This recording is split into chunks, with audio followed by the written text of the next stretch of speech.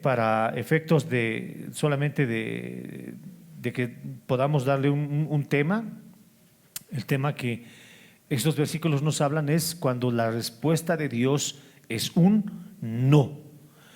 Estaba luchando mucho con el título, porque entre otros de los títulos que pretendía colocar era una respuesta inesperada. Amén. Así que me decidí por esta respuesta, por lo que ya usted va a entender durante la exposición. Bien, Lucas capítulo 4, versículo 16 hasta el versículo 30, vamos a leer todos. Amén. ¿Todos tenemos nuestras Biblias? Amén. ¿Sí? ¿Dónde están? A ver sus Biblias. Ok, muy bien. Leemos entonces palabra del Señor que dice así. Vino a Nazaret, donde él se había criado, en el día de reposo, entró en la sinagoga conforme a su costumbre y se levantó a leer. Y se le dio el libro del profeta Isaías, y habiendo abierto el libro, halló el lugar donde estaba escrito: el Espíritu del Señor está sobre mí, por cuanto me ha ungido para dar buenas nuevas a los pobres, me ha enviado a sanar a los quebrantados de corazón, a pregonar libertad a los cautivos y vista a los ciegos, a poner en libertad a los oprimidos y a predicar el año agradable del Señor. Verso 20. Y enrollando el libro, lo dio al ministro y se sentó, y los ojos de todos en la sinagoga estaban fijos en él. Verso 21. Y comenzó a decirles: hoy se ha cumplido esta escritura delante de vosotros. Y todos daban buen testimonio de él, y estaban maravillados de las palabras de gracia que salían de su boca. Y decían: ¿no es este el hijo de José? Él les dijo: sin duda me diréis este refrán: médico, cúrate a ti mismo, de tantas cosas que hemos oído que se han hecho en Capernaum, haz también aquí en tu tierra. Verso 24. Y añadió: de cierto os digo que ningún profeta es acepto en su propia tierra, y en verdad os digo que muchas viudas había en Israel en los días de Elías, cuando el cielo fue cerrado por 3 años y 6 meses, y hubo gran hambre en toda la tierra. Pero a ninguna de ellas fue enviado Elías, sino a una mujer viuda en Sarepta de Sidón. Y muchos leprosos había en Israel en el tiempo del profeta Eliseo, pero ninguno de ellos fue limpiado, sino Naamán el sirio. Al oír estas cosas, todos en la sinagoga se llenaron de ira, y levantándose le echaron fuera de la ciudad y le llevaron hasta la cumbre del monte sobre el cual estaba edificada la ciudad de ellos, para despeñarle. Mas él pasó por en medio de ellos y se fue. Palabra del Señor.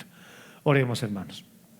Amado Dios y Padre, en esta mañana, Señor, te damos gracias con todo nuestro corazón porque nos permites reunirnos, Señor, en este lugar. Amado Padre, es nuestra oración que sea tu palabra, Señor, el centro en este culto, Dios mío, que podamos realmente comprender, aprender y estudiar, Señor, lo que tu palabra quiere decirnos. Te pedimos con nuestro corazón que nos des mentes abiertas, que nos des mentes diligentes, mentes que podamos asumir tu palabra. En el nombre de Jesús oramos, Señor. Pedimos con todo nuestro corazón que tu palabra no sea debilitada por la voz de un hombre, Señor. En el nombre de Jesús oramos todos juntos y decimos amén, amén y amén. Bien, hermanos, los momentos que nosotros tenemos acá de poder estudiar la Biblia, realmente tenemos que dedicarle tiempo a ello, ¿no? Tenemos que dedicarnos tiempo porque soy seguro que muchos en su casa deben de leer quizás porciones de la Biblia, pero cuando venimos acá a la iglesia, ese es el centro. Amén, este es el centro, el que las escrituras realmente sea el centro del culto, ningún tipo de distracciones, emociones, nada por el estilo, sino que realmente sea su palabra y que le dediquemos este tiempo a estudiar lo que estamos leyendo y podamos comprender muchas veces palabra por palabra lo que realmente significa la Biblia. Amén. Yo eventualmente no me restrinjo, me cuido a veces de no usar términos en griego o a veces en hebreo que tiene, y para que no se confunda mucho, pero para que asimile lo que realmente significa esa palabra. Así que es importante, hermanos. Ahora, nuestra mente es frágil. Nuestra mente hoy puede tomar algo y mañana olvidarlo. Si yo le preguntaría, por ejemplo, ¿qué hemos hablado la anterior semana? O la subsiguiente semana, la anterior, muy pocos recordarían, ¿no es cierto? Pero hermanos, un buen ejercicio es que nosotros anotemos. Ahora, si usted escucha una palabra o algo significa lo que esta palabra en griego, anoten en un costadito. Nuestras Biblias tienen unos márgenes a los costados, un espacio. Anoten esos márgenes, porque nuestra mente es frágil. Muchos pueden decir, pero no, yo me recuerdo. No, el hecho de poder escribir, ya eso implica un acto más para que nosotros podamos aprender.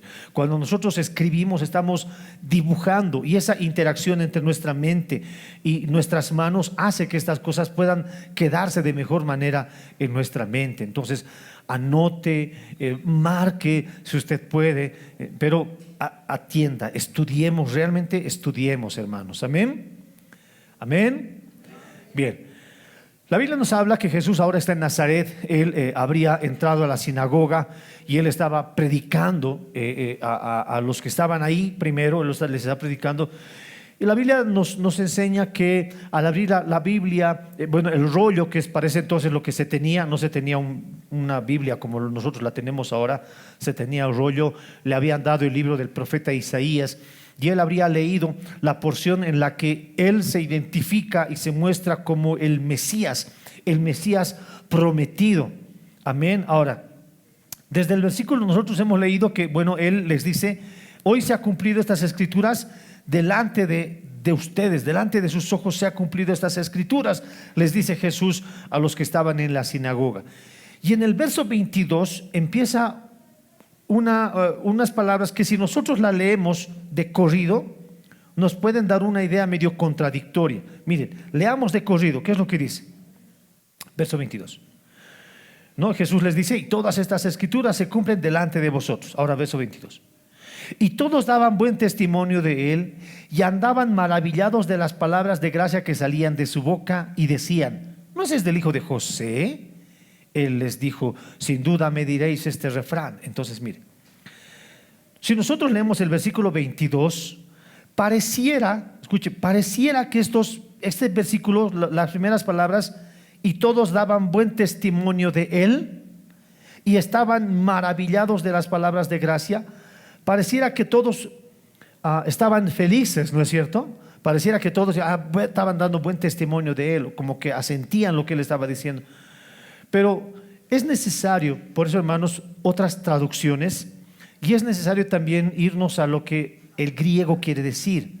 Ahora, lo que el griego quiere decir con estas palabras, y todos daban buen testimonio de él, y aquí me voy a detener un rato, buen testimonio de él, lo que en realidad está utilizando esta palabra es martureo, que significa ser testigo o testificar.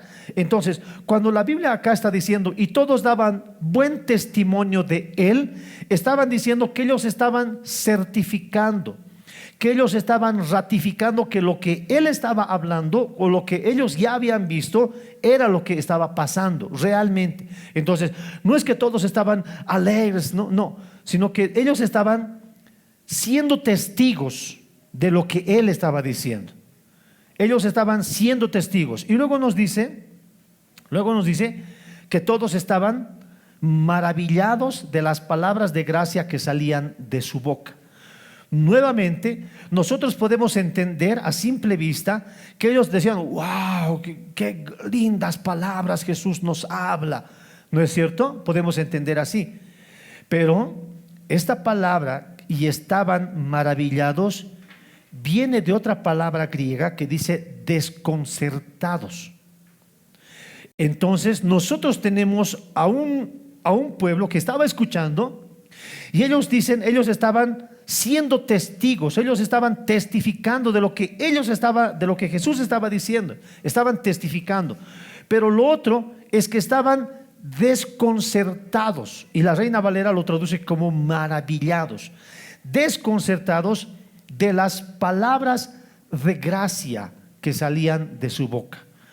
Entonces, esto que nosotros vemos, estas primeras palabras nos dan a entender que estas personas que estaban escuchando estaban seguras, ellos han sido testigos y ellos estaban desconcertados, pero no en el buen sentido, no como si, wow, qué lindo que Dios nos habla, Jesús nos habla. No, no, porque los versículos, las palabras que van a venir más adelante nos dan a entender que esta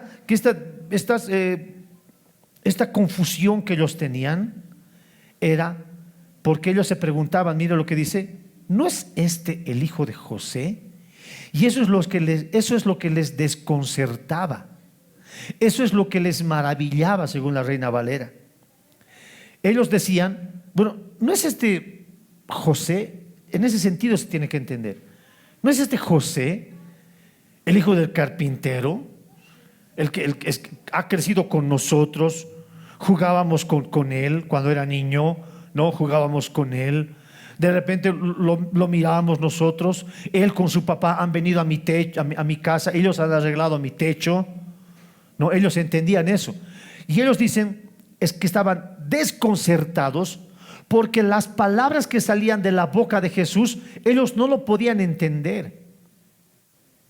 Es como que usted, hermano, imagínese ahora, usted conoce a alguien de su familia, ¿ya? Usted conoce a alguien de su familia. Ha compartido con usted, quizás ha dormido con usted, ha jugado fútbol con usted, ¿no? Ha compartido todo con usted y usted sabe todo lo que él tenía. Han crecido juntos, así han crecido juntos. Y en un momento, cuando este es tu familiar, empieza a pararse en algún lugar y empieza a dar un discurso. Y las palabras de gracia, o sea, las palabras sabias, lo que él habla, usted dice, wow, o sea, te has transformado, ¿qué ha pasado? Y por eso dice, ¿no es este mi primo? Es él, pues. Esta gente que le miraba a Jesús predicando ahora, era el lugar donde Jesús se había criado. Entonces ellos decían, ¿no es este Jesús? ¿Qué rato ha estudiado él?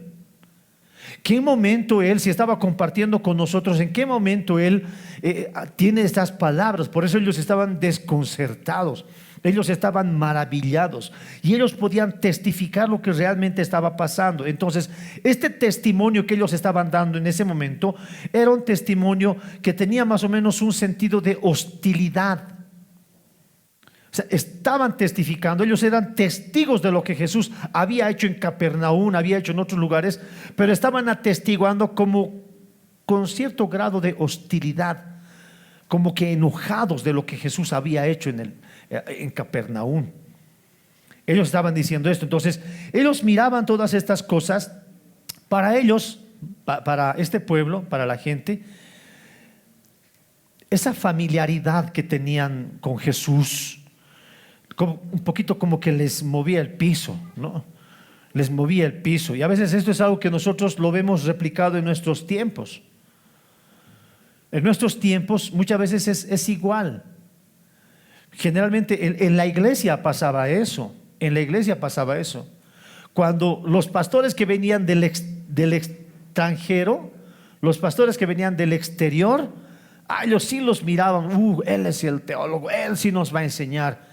Y a los pastores que estaban aquí en Bolivia, uno los miraba un poco con menosprecio, ¿no es cierto? Y esto se viene ya desde la antigüedad, se viene esto, como que unas personas rechazan a otras personas que son del pueblo, pero cuando vienen, aunque sean menos educados o menos estudiados, la gente los valora, ¿no? Y esto es lo que pasaba con el pueblo de Israel también ahora con los nazarenos. Le miraban a Jesús, decían, este ha crecido con nosotros, ha comido con nosotros, y estaban desconcertados.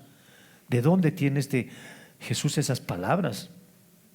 Por eso se preguntaban, ¿acaso no es este Jesús, el hijo del carpintero? Sí, ese es, le decían.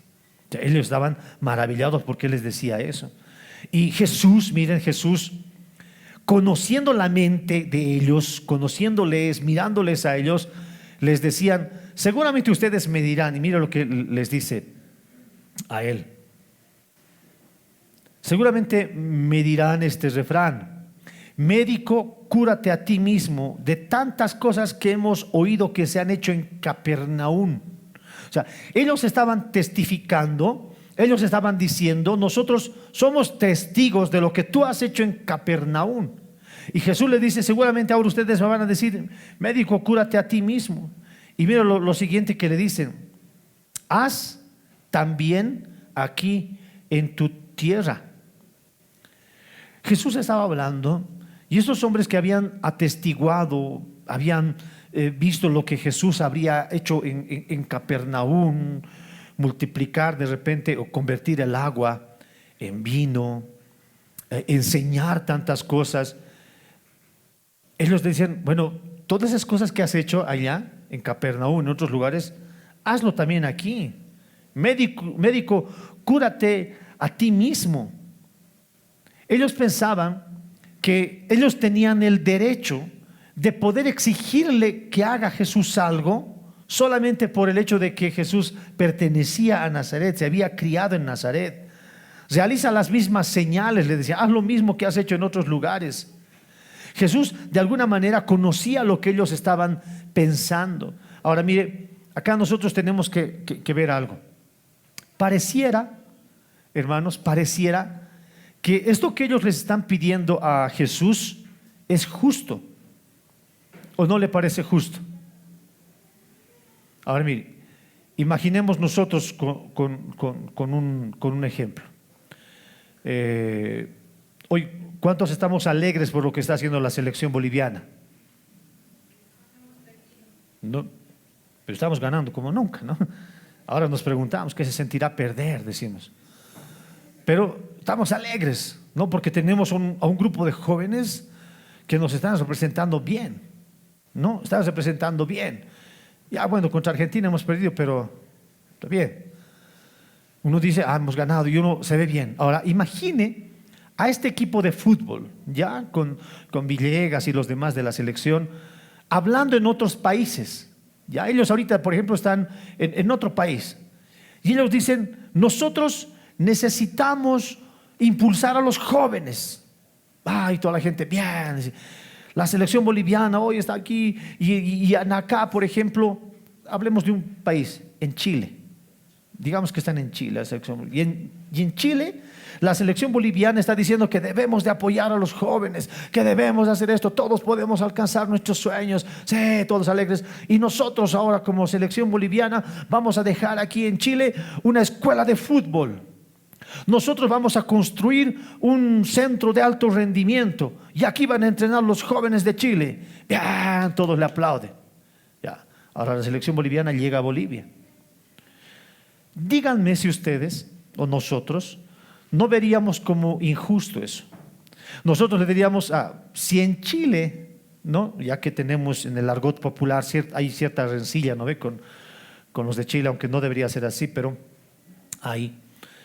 Nosotros les esperaríamos que esa selección, como en allá ha hecho un centro de alto rendimiento, aquí por lo menos construya dos, ¿no? O sea, en allá bien has hecho, pero en aquí, que esta es tu tierra, aquí tienes que hacer lo mismo. ¿Es justo o no es justo?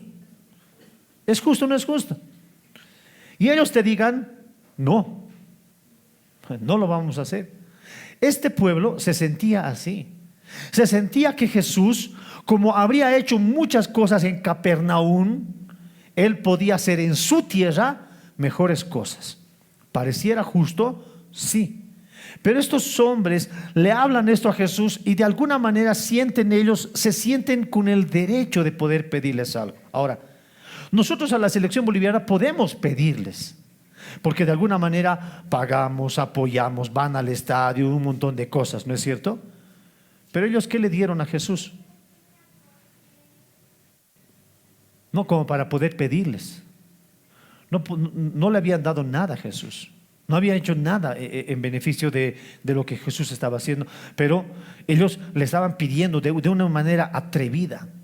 Ellos le pedían lo que has hecho allá, y lo que a mí me llama la atención, haz, como si fuera una orden, ¿no? Haz lo que has hecho en allá, haz también aquí en tu tierra. Al finalizar vamos a hablar acerca de lo que esto nos enseña. pero hay cierto grado de insolencia, cierto grado de hostilidad en ellos, ¿no? Ellos querían ver esas señales también ahí en su tierra porque se creían con el derecho de pedir. Y entonces Jesús les cuenta dos historias que ellos la conocían, pero Jesús les estaba trayendo a la mente. Y dice así: y añadió Jesús y le dijo: de cierto os digo que ningún profeta es acepto en su propia tierra. Y en verdad os digo que muchas viudas habían en Israel en los días de Elías, cuando el cielo fue cerrado por 3 años y 6 meses, y hubo una gran hambre en toda la tierra. Pero a ninguna de ellas fue enviado Elías, sino a una mujer viuda en Sarepta de Sidón. Jesús les está contando la historia, ellos la conocían, ustedes también la deben conocer, cuando el cielo se cerró, cuando no estaba lloviendo. Pero lo que casualmente estaba pasando en ese momento es que en ese momento en Israel estaba reinando Acab, uno de los reyes más corruptos de todo Israel. Israel estaba viviendo una decadencia espiritual terrible. La esposa de Acab, si alguien me dice qué se llamaba, le prometo que le doy un premio. Ay, bien. Ahora qué premio me invento. Le voy a dar un helado. Jezabel, la esposa del rey de Acab, Jezabel, el cielo cerrado. Esta mujer Jezabel era de Sidón. Y la Biblia, Jesús les está diciendo, saben que en Israel había muchas viudas, pero no fue enviado Elías a todas esas viudas en Israel, fue enviada a una viuda en Sarepta de Sidón, de donde era Jezabel. Entonces todos sienten como lo que Jesús les estaba enseñando, que Israel le estaba andando mal. Ella era como una historia vergonzosa para el pueblo de Israel. Y Jesús les está diciendo, Dios ha enviado a Elías, no les ha enviado a esas mujeres viudas en Israel, sino que le ha mandado a una viuda, pero que esta viuda casualmente era del pueblo de Jezabel, de Sidón. Entonces los que estaban escuchándole como que ya sentían cierta ira, ¿no? Cierto enojo. ¿Por qué traes esas historias aquí delante de nosotros? Pero inmediatamente Jesús les empieza a dar otra historia.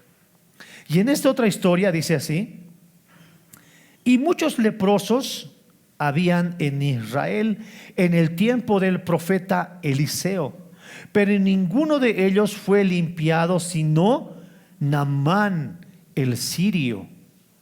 Jesús primero les trae a la viuda de Sarepta, ¿no? Y ahora les está trayendo y les está diciendo que habían muchos leprosos en Israel, que era el pueblo escogido de Dios. Pero Dios no le envió a Eliseo, a ninguno de esos profetas, sino que le envió a un hombre que era Naamán, era un sirio. Este Naamán era general del ejército enemigo del pueblo de Dios. Entonces él les está trayendo esta historia. Y aquí hay doble, mire. Uno es que era gentil, no que era bonito, no buena onda, sino que era del pueblo, que no era del pueblo de Dios, no pagano, esa es la palabra. Uno, pagano, era general de ese ejército. Y lo otro es que era leproso. Y en ese entonces la gente rechazada eran los leprosos, ni tocarles ni hablarles, eran exiliados a otros lugares. Y les dice, en Israel había muchos leprosos, pero Eliseo fue a sanar a un leproso que no era de Israel, sino que era de un pueblo pagano.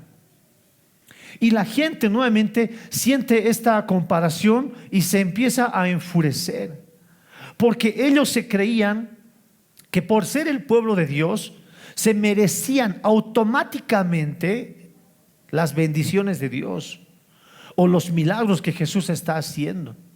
Y Jesús les está mostrando dos ejemplos: uno, la viuda de Sarepta de Sidón, y otro, el de Naamán el sirio. Ambos en este caso son paganos, son gentiles, no eran del pueblo de Dios.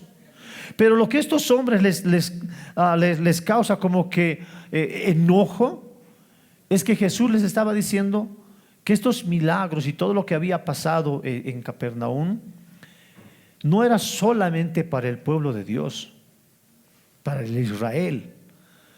No, ellos decían automáticamente estas bendiciones nos pertenecen, pero Jesús les decía, no es así.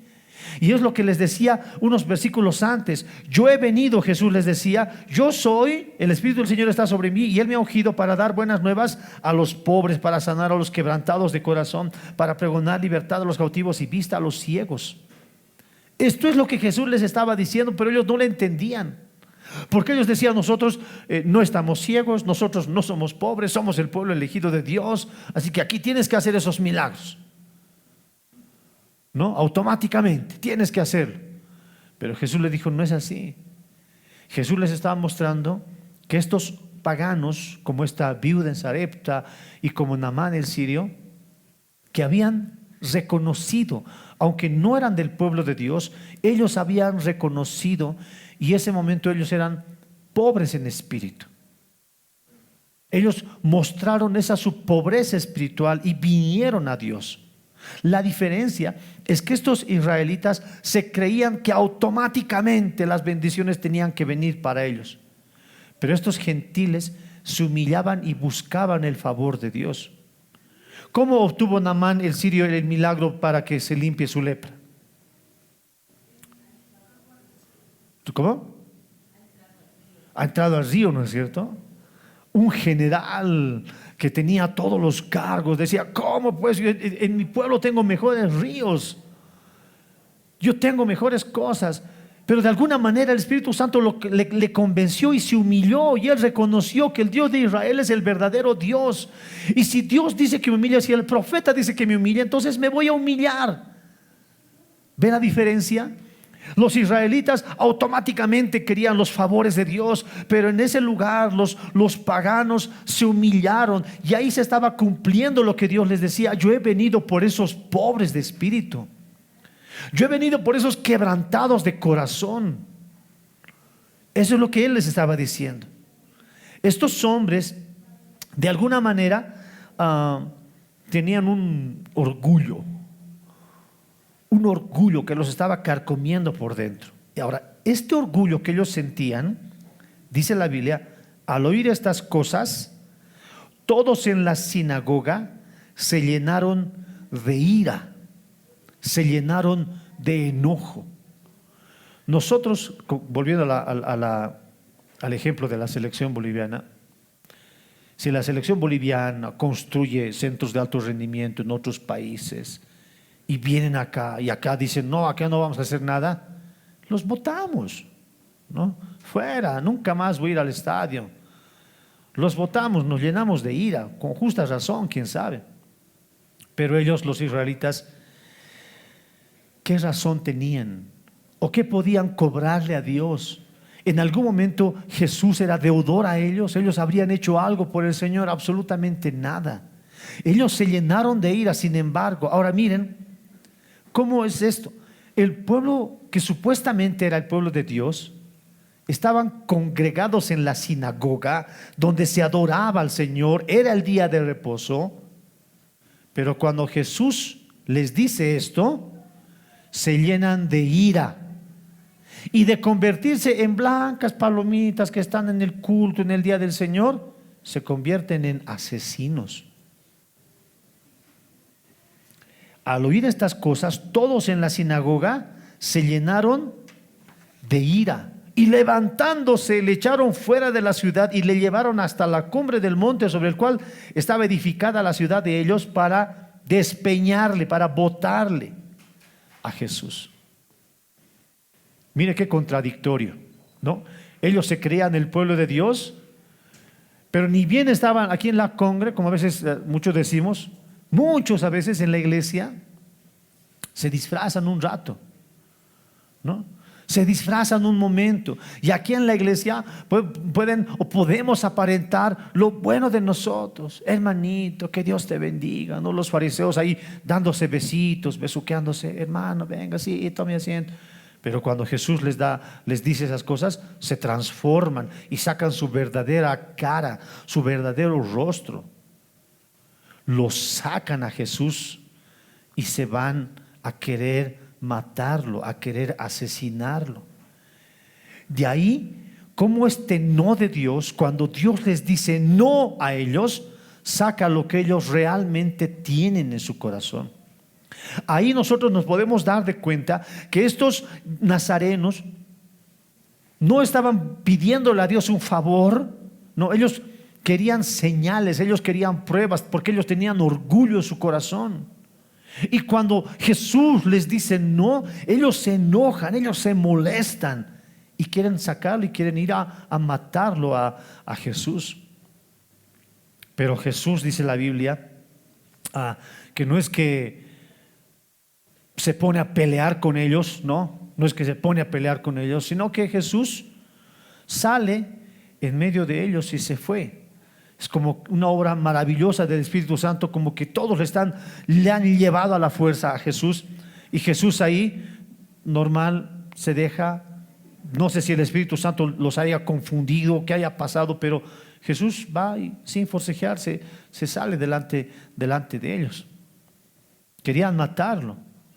Y aquí podemos decir, no, pero ¿acaso no ha venido a morir por nosotros? Sí, ha venido a morir por nosotros, pero ese no era el momento.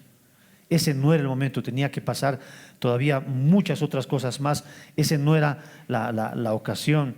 Juan capítulo 7, versículo 30 nos va a decir más adelante que no solo era ese momento que pretendían matar a Jesús. Juan 7:30 nos dice que habían otros momentos en los que querían matar a Jesús. Dice, entonces procuraban prenderle, dice Juan, pero ninguno le echó mano porque aún no había llegado su hora, dice Juan. Entonces, cuando nosotros vemos que en muchas ocasiones quieren matar, quieren hacerle daño a Jesús, en ninguna de ellas llegan a cumplir su cometido, porque simplemente no era la hora, no era el momento indicado. Pero esta gente se había enojado tanto que querían ir y matarle a Jesús. Esta historia, hermanos, aunque parezca corta, tiene grandes cosas que enseñarnos. Tiene muchas cosas que enseñarnos, hermanos. Entre ellas, hermanos, la primera que nosotros aprendemos de esta historia es que Jesús enseñaba con autoridad. Él enseñaba con autoridad. Jesús estaba mostrando de alguna manera que si bien él se había criado con ellos, había jugado con ellos, compartido con ellos, habría ido a sus casas de ellos para arreglárselos una mesa, una puerta, el techo, la ventana. Él era constructor. Jesús en ese momento les estaba mostrando que él tenía una autoridad que no venía solamente del pueblo. Esa autoridad que él tenía, esa autoridad venía solamente de parte de Dios.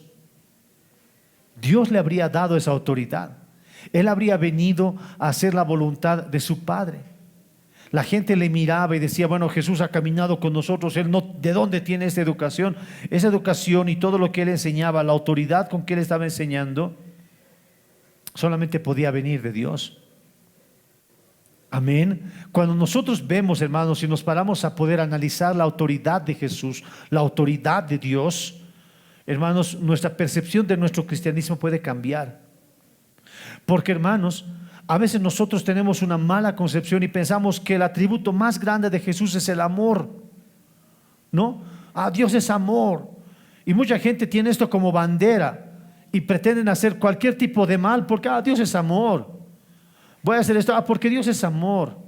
No me han saludado, ¿y dónde está el amor? Y a veces pensamos que el amor es lo más grande, cuando todo este tiempo que hemos estado analizando y estudiando los atributos de Dios, hemos visto que Dios es uno es Dios.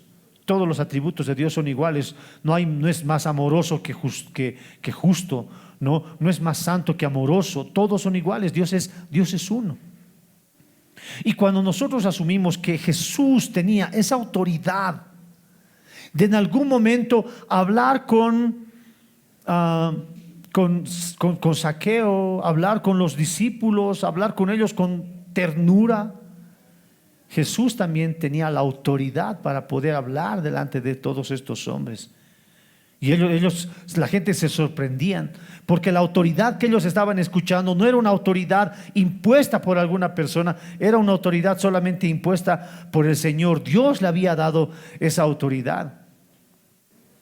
Y Dios en algún momento, y Jesús con esa autoridad, decidía a quién y dónde hacer los milagros. Amén. Hermanos, miren, esto atiéndame por favor. No hay fórmulas mágicas para recibir los beneficios de Dios, los milagros de Dios. No hay fórmulas mágicas. No hay, hermanos, y si hay libros que quizás lo hay, no hay pasos para obtener tu milagro. No hay paso 1, arrodillate, paso 2, da tu dinero, paso 3, ven a la iglesia, paso 4, haz este otro y vas a recibir tu milagro, tu bendición. No hay fórmulas mágicas. Dios decide a quién sanar y a quién no sanar. Y a veces esto nos puede parecer contradictorio. Por eso, hermanos, el poder analizar esto que hoy estamos viendo nos tiene que llamar a analizar. ¿Por qué Dios, hermanos, decide sanar a gente en Capernaum? ¿Y por qué Jesús decide no sanar a más que a unos pocos? Dice el Evangelio de Marcos, nos va a decir que muy pocos enfermos fueron sanados en Nazaret, su tierra. Marcos nos va a decir más adelante en su segunda visita que Jesús hizo muy pocos milagros en ese lugar. Y uno se pone a preguntar, y debemos de preguntarnos, ¿por qué Jesús, por qué Dios decide actuar de esta manera? Le decía, hermanos, lo primero es que no hay fórmulas mágicas. Amén. Yo sé que a todos, hermanos, nos gusta escuchar testimonios, por ejemplo, de gente que ha sido sanada. Y a veces, hermanos, uno puede escuchar un testimonio de una persona que ha sido sanada milagrosamente, y uno puede incurrir en el error de querer hacer los mismos pasos que este hermano o esta hermana ha hecho. Uno puede incurrir en ese error. De aquí, hermano, de darle un peso que no tienen los testimonios. Los testimonios tienen su función, seguro que sí, pero, hermanos, no nos llama a imitar lo que ellos han hecho. En muchos lugares, hermanos, se dice, por ejemplo, si quieres que esta casa sea tuya, tienes que dar 12 vueltas, como el pueblo de Israel ha dado vueltas sobre Jericó, tienes que dar 12 vueltas. Y hay gente que cree, y hay gente que va y está dando 12 vueltas. ¿Por qué estás dando 12 vueltas? Porque estoy tomando posesión de esta casa va a ser mía. La Biblia dice, donde ponga la planta de los pies va a ser mío. Y están poniendo la planta de los pies sobre casas, no, en paredes, en autos, pero no hay fórmulas mágicas. Dios decide, hermanos, de manera soberana a quién bendecir, en qué momento y a quién hacer esperar un poco más. De repente, Dios sabe cómo hacer estas cosas. Y, hermanos, a veces a nosotros nos cuesta trabajo asimilar que Dios es soberano. A ver, diga conmigo, Dios es soberano. Dios es soberano, hermanos. Y a veces a nosotros nos cuesta trabajo asimilar esto. No sé cuántos de ustedes se han preguntado, ¿por qué a mí? ¿Por qué si esa persona ya se ha sanado, por qué a mí no? Y puede que esa persona recién haya venido a la iglesia. El primer día, el segundo domingo, ya Dios le ha sanado. Y yo que estoy años, no me sana. O por otro lado decir, ¿por qué este hermano que tan joven ya tiene casa? Y yo, que ya soy mayor, tantos años le estoy sirviendo a Dios, no tengo casa. ¿No se ha preguntado alguna vez? ¿No se ha preguntado, sino por el contrario, ¿por qué a estos hermanos, por qué a esta familia le va bien? ¿Por qué a ellos les va bien? Ellos no tienen problemas. Y yo, de problema en problema. ¿No se ha preguntado alguna vez? ¿No nos hemos preguntado todos, ¿por qué, Señor, a mí? ¿O por qué no me das a mí? Este pueblo estaba igual. Y ellos querían hacer lo mismo. A veces nosotros los miramos a estos y decimos, ay, ¿cómo le van a hablar a Jesús de esa manera? Pero a veces nosotros, sin querer o sin darnos de cuenta, le hemos pedido a Dios eso. Creemos que Dios tiene el deber de bendecirnos a nosotros porque somos sus hijos. Y le preguntamos, ¿por qué le estás dando a ellos y a nosotros no? Y a veces nosotros nos creemos con ese poder y nos cuesta entender la soberanía de Dios. El por qué dice Dios, por qué la respuesta de Dios es un no, a veces nos cuesta entender. Pero para eso estamos en este lugar, para poder comprender cada vez un poco más. Quizás no tengamos una respuesta. Aunque usted me diga, pastor, a ver, explíqueme por qué Dios hasta ahora a mí permite que yo esté enfermo. Dígame la respuesta. No tengo una respuesta. Pastor, dígame por qué ha muerto este joven teniendo un futuro brillante en adelante. Hay un libro que estaba revisando que decía, ¿por qué cuando las cosas que Dios hace no tienen sentido?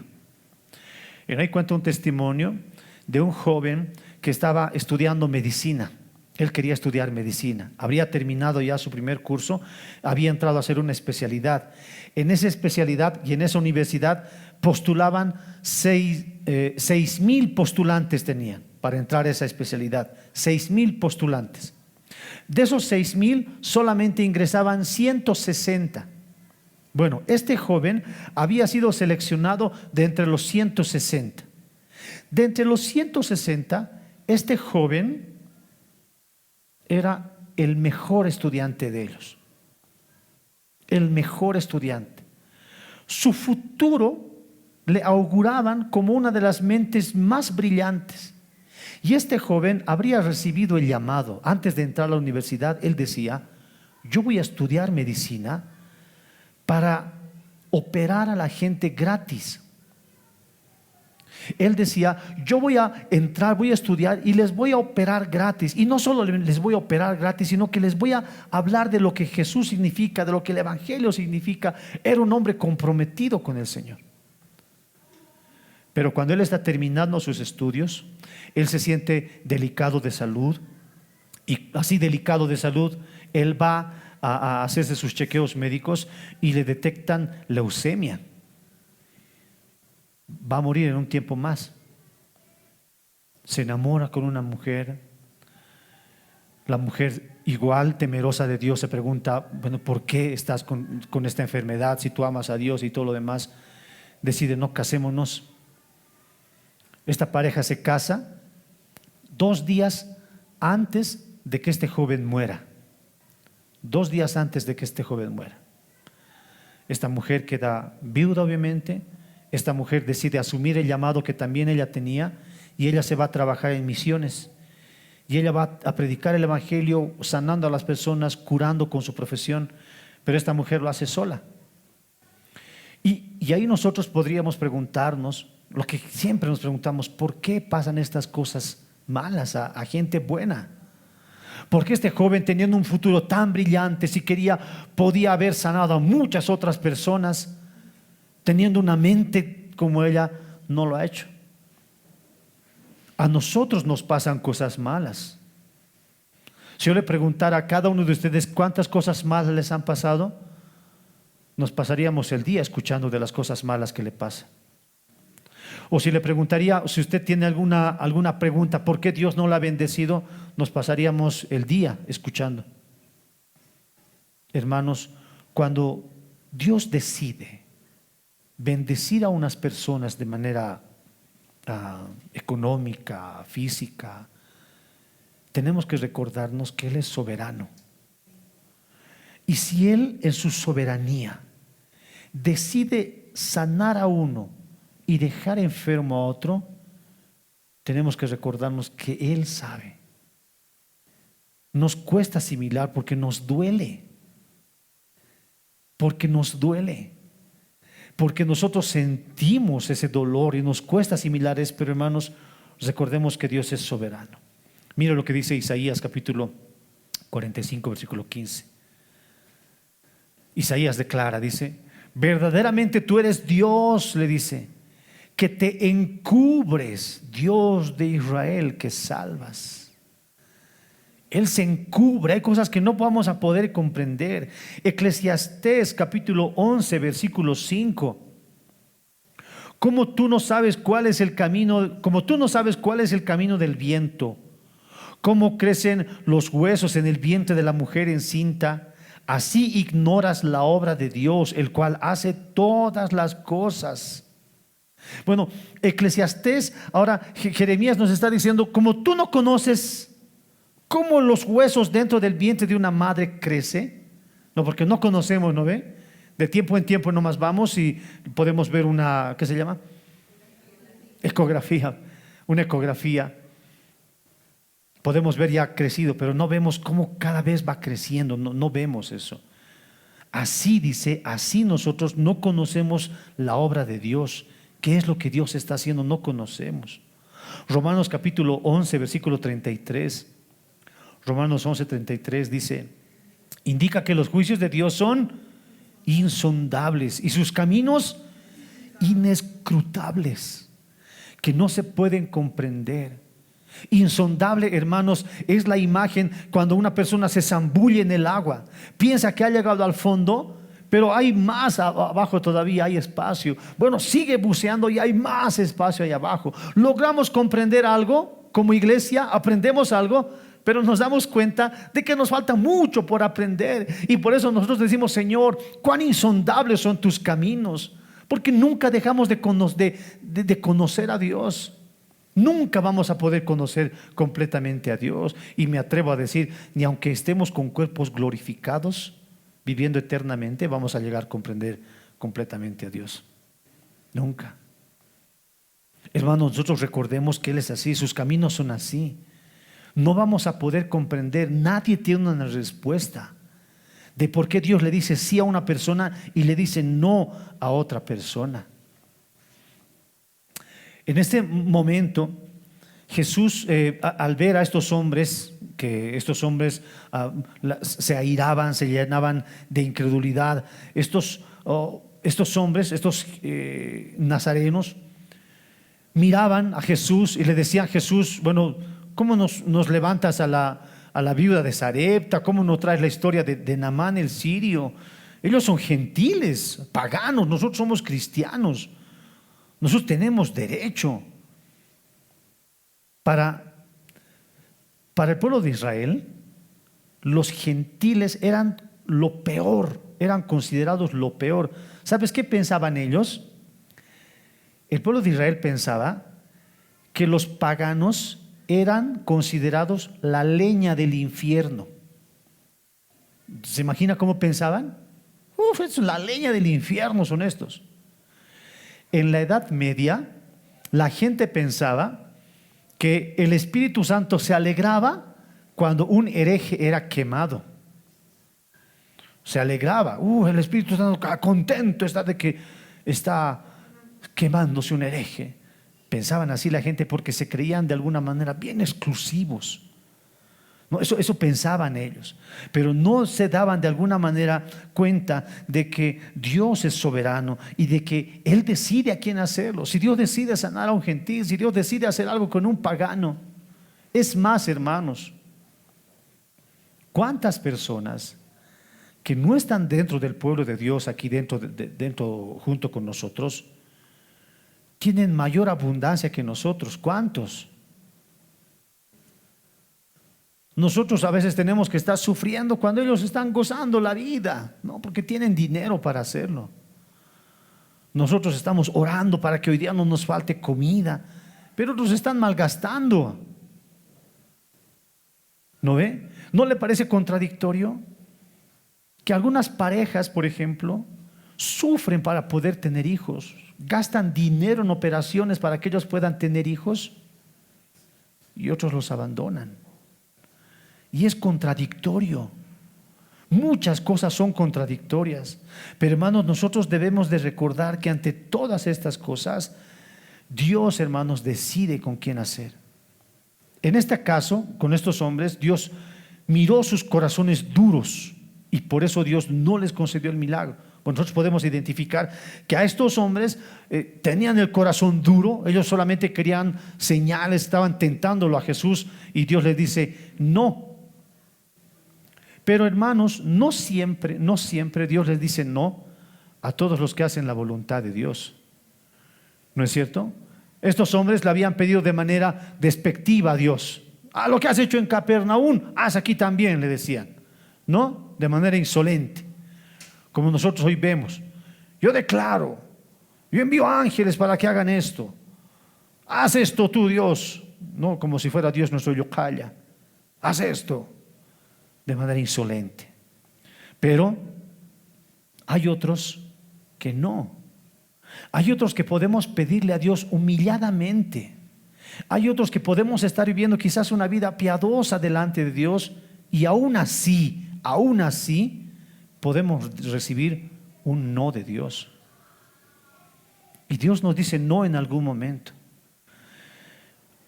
Un teólogo, mire, escuche bien, un teólogo, J. Parker, nos ofrece algunas ideas de por qué Dios puede decirnos no. Algunas ideas de por qué Dios nos puede decir no. Mire, Parker dice, tal vez Dios quiera fortalecernos en paciencia, buen humor, compasión o mansedumbre. Por ahí te puede decir que no.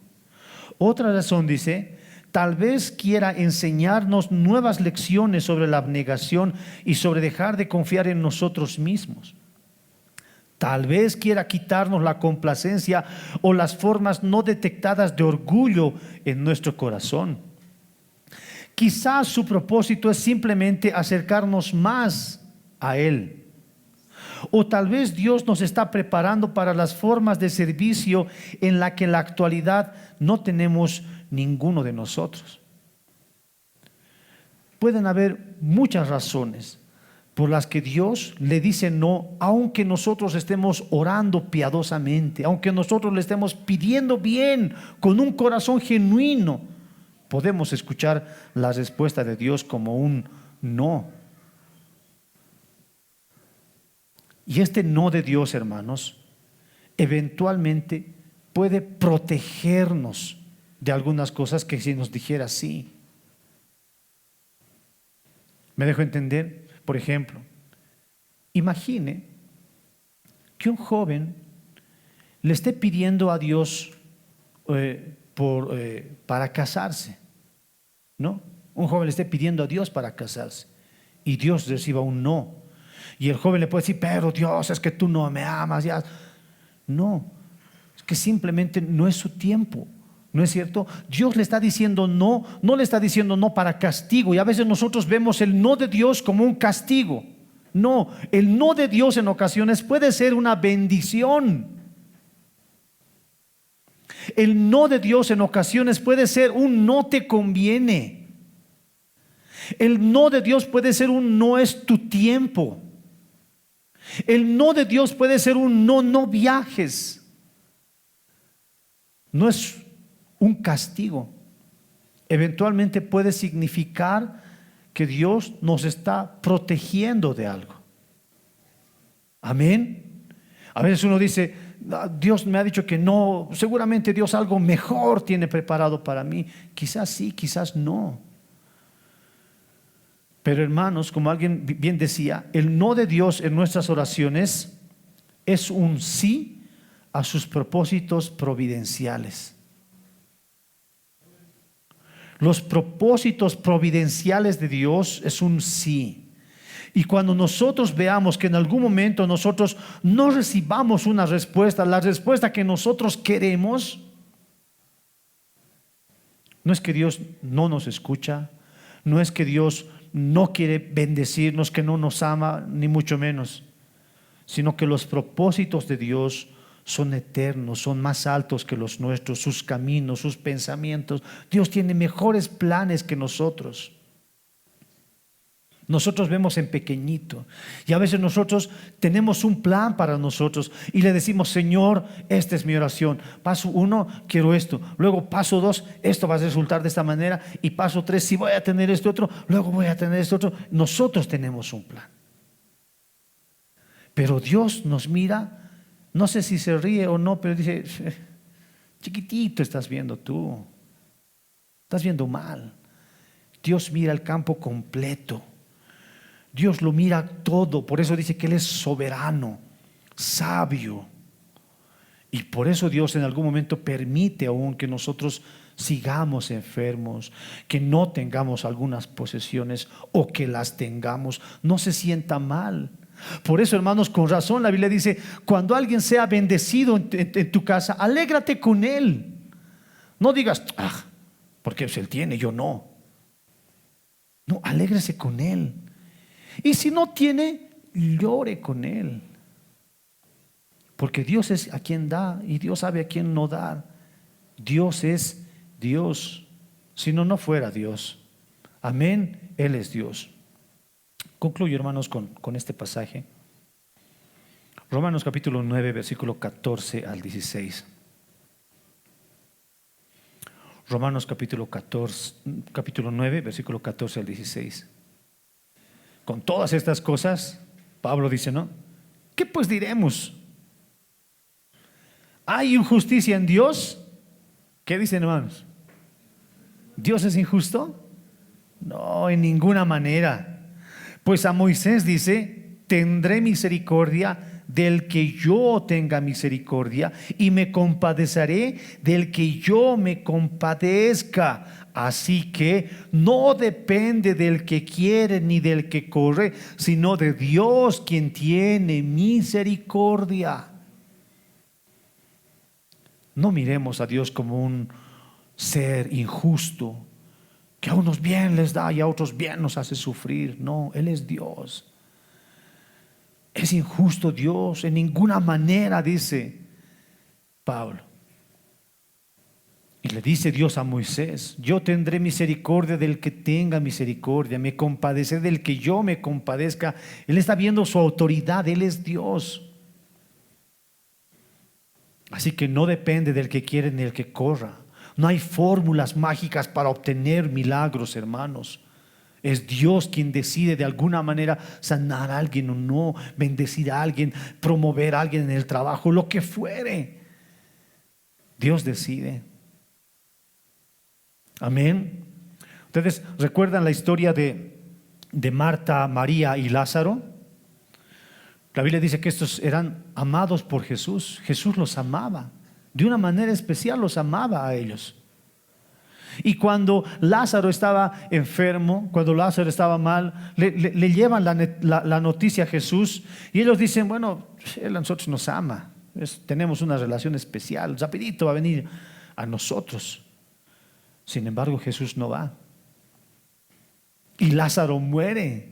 Y la pregunta que ronda en la mente de las hermanas de Lázaro es: ¿por qué Jesús no ha venido?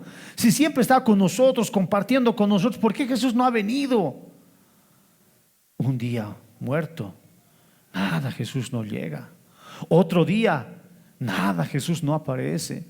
Otro día, nada, Jesús no aparece. Días que parecen una eternidad, muerto. Pero Jesús aparece ni antes ni después. Jesús aparece en el momento oportuno, en el momento que ellos necesitaban. Jesús, y usted ya sabe la historia, Él le levanta la piedra y le ordena a Lázaro que resucite, que salga de entre los muertos. Estas mujeres quizás decían: bueno, nosotros tenemos el privilegio de ser los amados de Jesús y Él va a venir rápido. No, hermanos, Él tiene la autoridad para poder decidir en qué momento. Y con esto no le digo, hermano, que no ore, que no ayune si está buscando intimidad con Dios, que no le pida a Dios. No, hermanos, busque intimidad con el Señor, pídale a Dios. Pero dejemos que Dios decida cuándo. No es como las marchas de protesta. ¿Cuándo queremos? ¿Cuándo? Ahora. Eso para el gobierno, hermano. No, para Dios es cuando tú quieras, Señor. Cuando tú decidas, Señor. Si es tu misericordia, Señor.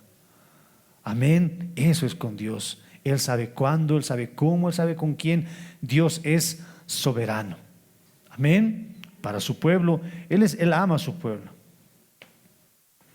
Pero hermanos, como dice la Biblia, no depende del que quiere ni del que corre, es de Dios, de Él dependemos.